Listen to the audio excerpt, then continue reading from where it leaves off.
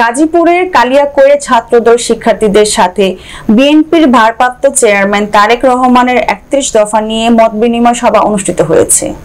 মঙ্গলবার দুপুরে ১২ অক্টোবর কালিয়াকৈর কলেজে ছাত্রদল শিক্ষার্থীদের চোখে আগামী ছাত্র রাজনীতি ও বিএনপির ভারপ্রাপ্ত চেয়ারম্যান তারেক রহমান কর্তৃক জাতির সামনে উপস্থিত রাষ্ট্র কাঠামো মেরামতের ৩১ দফা নিয়ে মতবিনিময় সভা অনুষ্ঠিত হয়।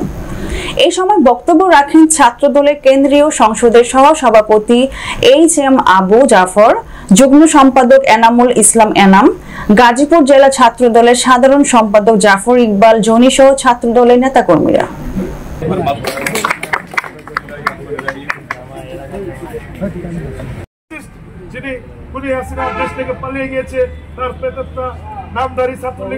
সেন্টার এলাকায় আন্দোলন করেছি। আমার পাশেই আমার অনেক ভাইয়েরা স্নাইপারের গুলি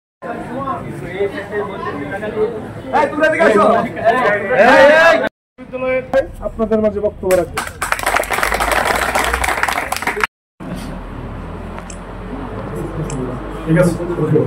মানবিক মর্যাদা এবং সামাজিক ন্যায় বিচারের ভিত্তিতে একটি বাংলাদেশ চাই, যে বাংলাদেশের সকল মানুষের কথা বলার অধিকার থাকবে, সকল